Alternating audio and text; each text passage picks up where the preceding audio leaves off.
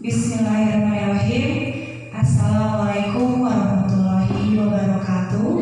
Waalaikumsalam. Yang terhormat Bapak Kepala Sekolah SDN 1 Pacitan dan yang saya hormati Bapak serta Ibu Guru SDN 1 Pacitan. Alhamdulillahirrahmanirrahim. Wabihi nasta'in wa ala umuri dunya waddin.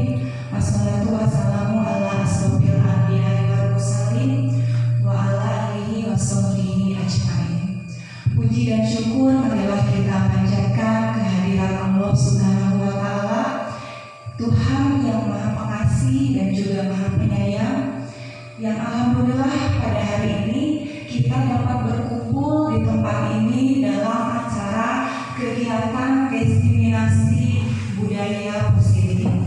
Sholawat beserta marilah kita mengucapkan kepada uswah kita Nabi Muhammad SAW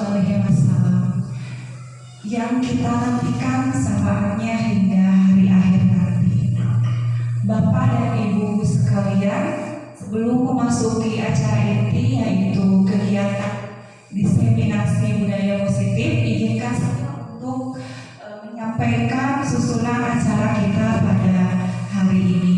Yang pertama yaitu pembukaan, yang kedua yaitu kegiatan diseminasi budaya positif, dan yang ketiga yaitu penutup. Memasuki acara yang pertama yaitu pembukaan, marilah kita buka kegiatan ini dengan bacaan bersama-sama. Bismillahirrahmanirrahim. Memasuki acara yang kedua ya, kegiatan diseminasi budaya positif, yang insya Allah kegiatan inti yaitu diseminasi budaya positif. Bapak dan Ibu, saya berdiri di sini bukan untuk menggurui ya Bapak atau Ibu. Mungkin saya ilmunya lebih tinggi daripada Bapak dan Ibu, bukan seperti itu.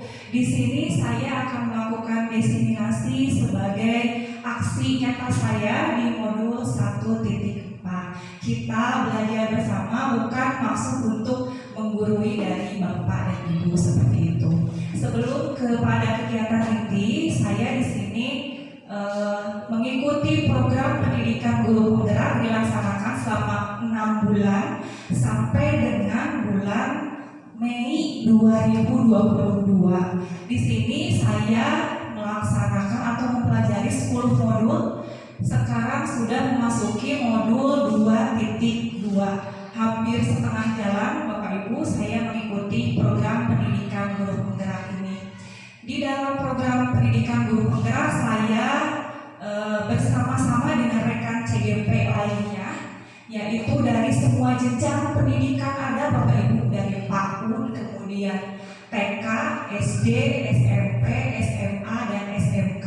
Semua berbaur di dalam program pendidikan guru penggerak. Kebetulan saya dengan didampingi oleh pengajar praktik yang kemarin kesini waktu pendampingan individu, yaitu Bapak Suratno Mutama. Kita lanjutkan. Pokok bahasan yang akan kita pelajari bersama-sama, yang pertama yaitu disiplin positif dan nilai kebajikan universal. Kemudian ada teori motivasi, hukuman, konsekuensi, dan juga restitusi. Kemudian keyakinan kelas, kebutuhan dasar manusia, 5 posisi kontrol, dan juga segitiga restitusi. Disiplin, apa itu disiplin? Coba Bapak Ibu kalau mendengar kata disiplin, biasanya itu apa? Biasanya patuh, betul sekali, taat pada aturan, tata tertib, mungkin seperti itu ya disiplin. Nah, disiplin di sini kemudian kadang kita membayangkan kalau disiplin itu adanya ketidaknyamanan, seperti itu disiplin. Jadi disiplin di sini yaitu disiplin positif, bagaimana cara kita mengontrol diri serta menguasai diri untuk memilih tindakan yang mengacu pada nilai-nilai yang kita hargai.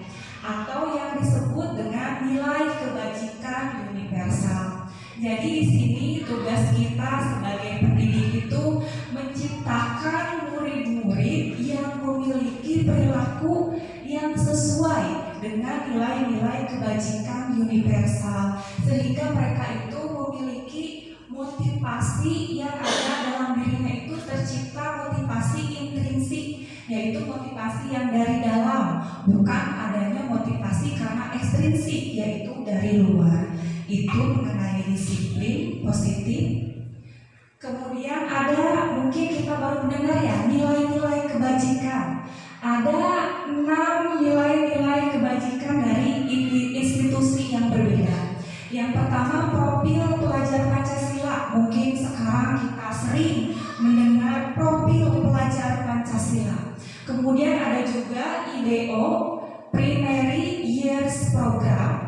Kemudian ada 9 pilar karakter atau Indonesian Heritage Foundation. Kemudian petunjuk seumur hidup dan keterampilan hidup, The 7 Essential Virtues dan The Virtues Project atau proyek nilai-nilai kebajikan. Nah, untuk saat ini yang sedang digaungkan oleh Kementerian Pendidikan kita yaitu profil pelajar Pancasila. Sering mendengar Bapak Ibu? Sering ya. Bahkan sekarang ada nyanyinya dan juga ada gerakannya seperti itu. Coba ada berapa nilai-nilai kebajikan yang ada dalam profil pelajar Pancasila? Bapak Ibu ada yang tahu? Nilainya ada berapa? Coba ada 6, betul sekali Bapak, sekolah-sekolah kita. Ada 6 ya, bisa dinyanyikan. Dan ada juga gerakannya Ibu Yanti, saya pernah mendengar, juga pernah memberikan lagu itu kepada anak-anak. Bisa dinyanyikan, jadi anak juga mudah untuk menghafal dengan gerakannya. Misalnya seperti ini ya, yang saya ajarkan kepada anak saya murid kelas 2 dan kelas 5. Ada lagu dan juga gerakannya. Belajar Pancasila, beriman dan bertakwa pada Tuhan Yang Esa dan berakhlak mulia, berkebinekaan global, gotong royong mandiri, kreatif dan bernalar kritis. Ya, jadi ada 6 nilai-nilai kebajikan di dalam profil pelajar Pancasila seperti itu Bapak Ibu. Kemudian ada 3 motivasi perilaku manusia menurut Dian Gosen. Yang pertama, untuk menghindari ketidaknyamanan atau hukuman. Itu yang pertama. Misalnya murid ngerjakeun PR, kumagi alim dihukum ku guruna, biasa namun abdi teu ngerjakeun PR, ku padedi dihukum. Misalnya teh lari 10 kurili. Nah, seperti itu untuk menghindari ketidaknyamanan atau hukuman. Yang kedua, untuk mendapatkan imbalan atau penghargaan dari orang lain. Misalnya ngerjakeun PR teh mah yang dipuji ku babaturan, ku ibu bapak guru. Itu motivasinya untuk mendapatkan imbalan, hoyong dihargaan ku batur. Seperti itu. Dan yang ketiga, inilah yang paling baik, motivasi intrinsik yang ada di dalam diri anak. Jadi anak itu ingin menjadi orang yang mereka inginkan dan menghargai diri sendiri dengan nilai-nilai yang mereka percaya. Abi mah hoyong ngerjakeun PR teh hoyong pintar, pami urang rajin, insya Allah pasti pintar. Itulah motivasi intrinsik yang ada di dalam diri anak. Seperti itu Bapak Ibu. 3 motivasi perilaku manusia menurut Dian Gosen. Kemudian ada hukuman, konsekuensi, dan juga restitusi. Hukuman dan konsekuensi pasti Bapak dan Ibu sering mendengar, betul Bapak Ibu? Restitusi, bagaimana? Pernah mendengar kata restitusi? Ada yang pernah dengar? Seperti ini. Hukuman, kalau hukuman itu bersifat tidak terencana atau tiba-tiba, betul sekali. Anak atau murid tidak tahu apa yang akan terjadi dan tidak dilibatkan. Hukuman bersifat satu arah, dari pihak guru yang memberikan dan murid yang menerima suatu hukuman tanpa melalui melalui suatu kesepakatan. Itulah hukuman. Misalnya dengan yakin PR tadi dihukum murilingan lapang 10 kuriling, itulah hukuman. Kemudian ada selain hukuman konsekuensi. Jadi sudah terencana, sudah disepakati, dan juga sudah disetujui oleh murid dan guru, ada kesepakatan terlebih dahulu. Umumnya bentuk-bentuk konsekuensi dibuat oleh pihak guru dan murid untuk mengetahui sebelumnya konsekuensi yang akan diterima bila ada pelanggaran. Misalnya, tos aya kesepakatan sebelumnya, pagi henteu ngerjakeun PR, misalnya melaksanakan uji sekolah tiket kelas seperti itu. Jadi adanya kesepakatan terlebih dahulu antara guru dan murid. Yang terakhir yaitu restitusi, yang jarang kita dengar. Saya juga mendengar kata restitusi ini setelah mengikuti program guru penggerak. Jadi restitusi adalah proses menciptakan kondisi bagi murid untuk memperbaiki kesalahan mereka, sehingga mereka bisa kembali pada kelompok mereka dengan karakter yang lebih kuat. Jadi kami murid membuat kesalahan ini ujuk-ujuk dihukum, ditanya dulu alasannya apa, kemudian berikan kesempatan kepada murid untuk memperbaiki, mempertanggungjawabkan perilaku seperti itu.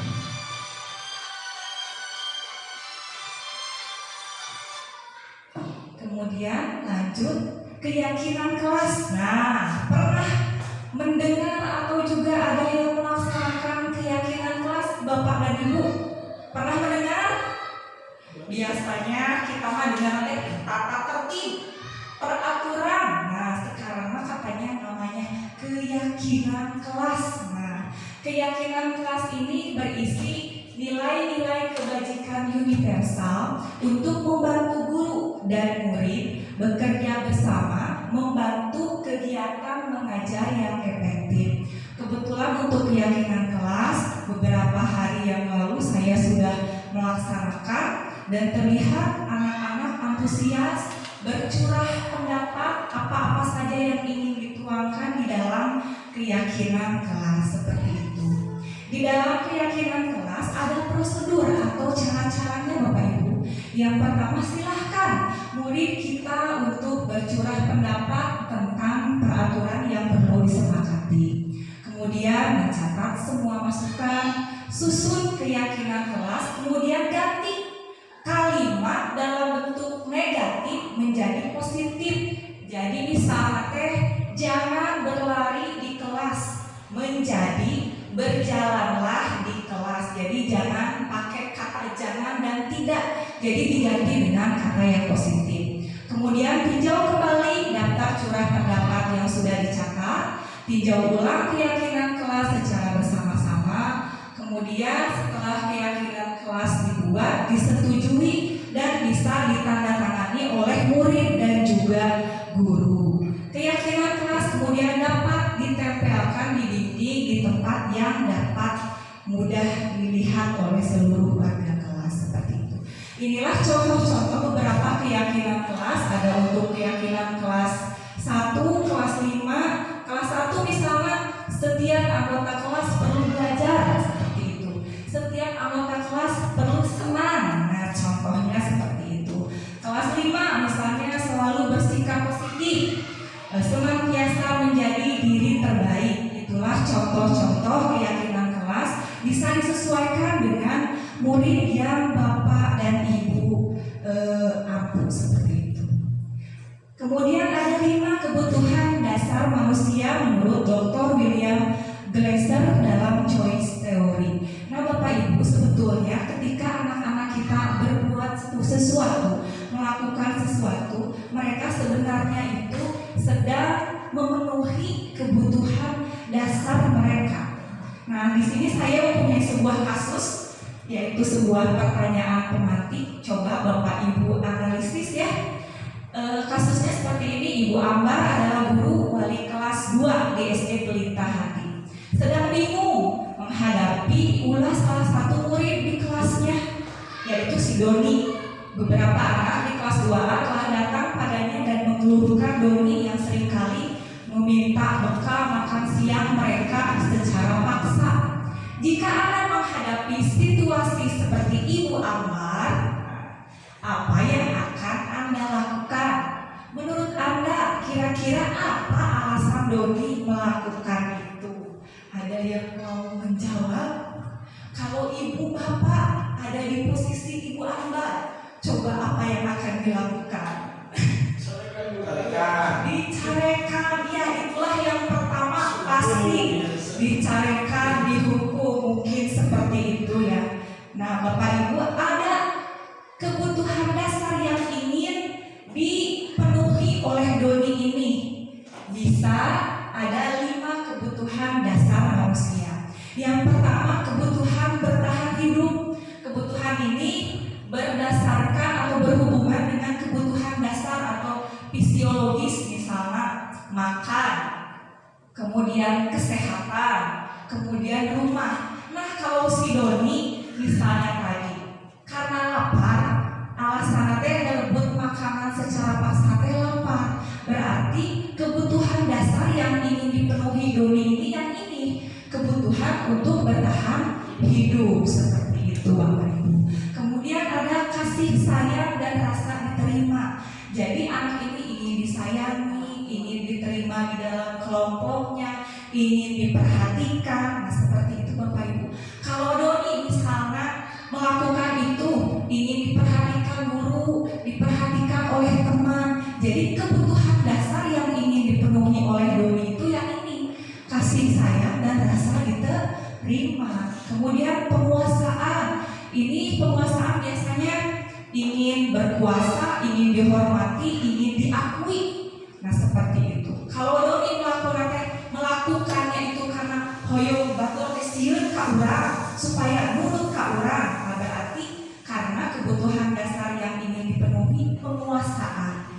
Seperti itu. Kemudian kebebasan, ingin bebas, ingin berekspresi. Nah misalnya seperti itu.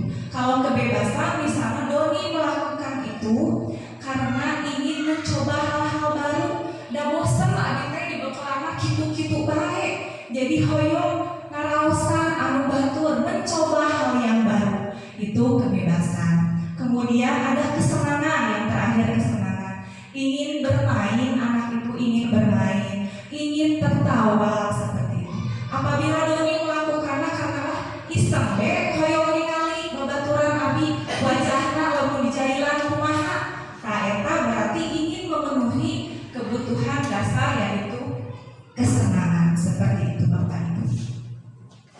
Yang selanjutnya yaitu 5 posisi kontrol. Yang pertama penghukum, kedua pembuat merasa bersalah, kemudian teman, pemantau, dan manajer.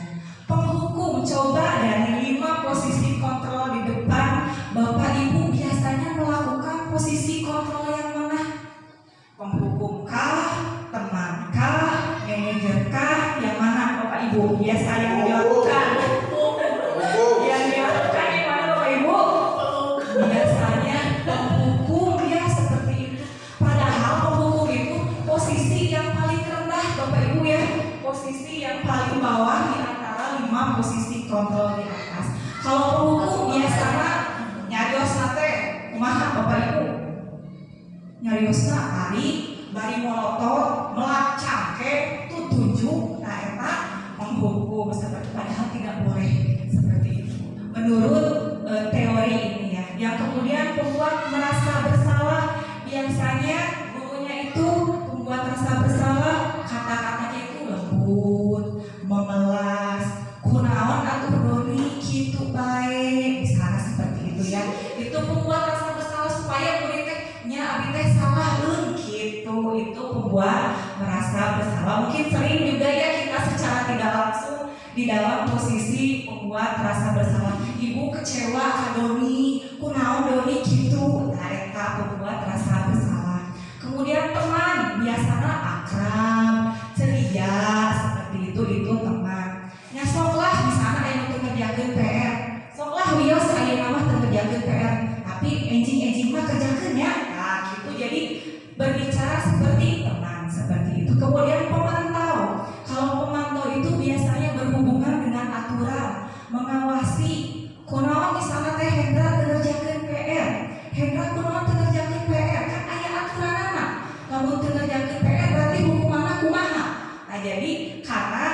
aturan-aturan kalau mau mengawasi seperti itu.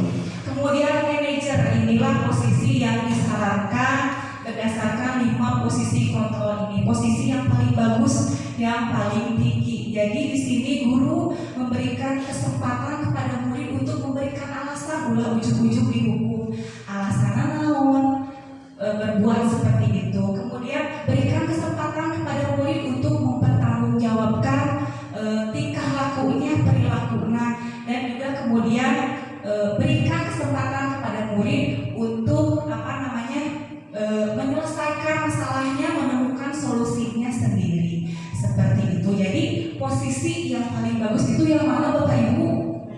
Manajer. Ya, kita belajar menjadi manajer seperti itu. Selanjutnya ada segitiga restitusi. Nah, segitiga restitusi ini yaitu tahapan yang memudahkan guru dalam melakukan restitusi. Jadi langkahnya yang pertama yaitu menstabilkan identitas, yang ini Bapak Ibu. Nah, menstabilkan identitas. Pertanyaan kata-katanya misalnya setiap orang pernah melakukan kesalahan. Kemudian kamu bukan salah satunya yang pernah melakukan ini, seperti itu. Kemudian ke atas yaitu validasi tindakan yang salah. Tanya alasannya Bapak Ibu. Jadi kamu tentu punya alasan mengapa melakukan itu. Kemudian adakah cara yang lebih efektif untuk mendapatkan apa yang kamu butuhkan.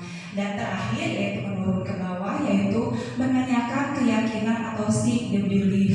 Jadi keyakinan apa yang telah kita sepakati. Kemudian kamu ingin menjadi orang yang seperti apa. Itulah segitiga restitusi. Untuk segitiga restitusi sendiri saya pernah mempraktikkan dalam tugas demonstrasi kontekstual seperti ini Bapak Ibu.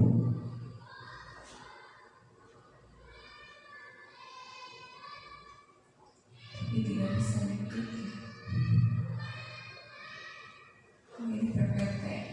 Ya, pernah dipraktikkan di demonstrasi konseptual yang pernah saya lakukan di YouTube. Mungkin seperti itu Bapak dan Ibu.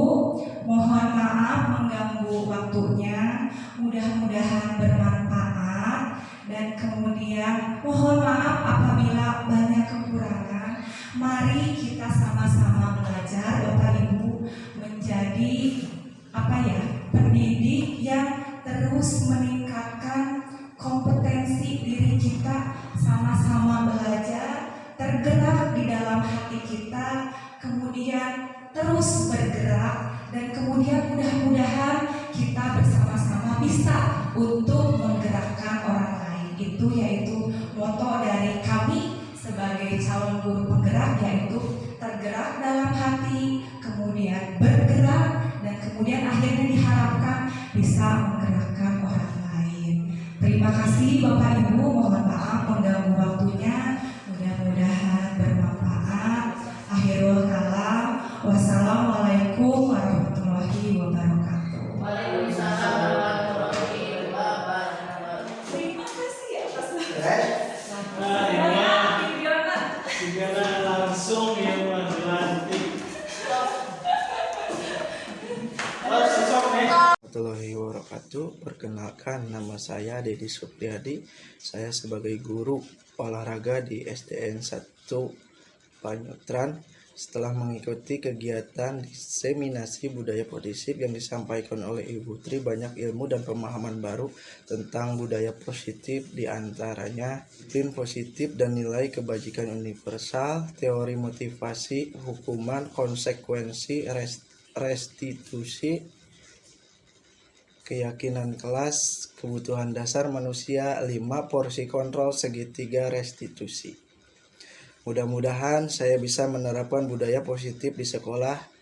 Terima kasih Ibu Tri. Wassalamualaikum warahmatullahi wabarakatuh.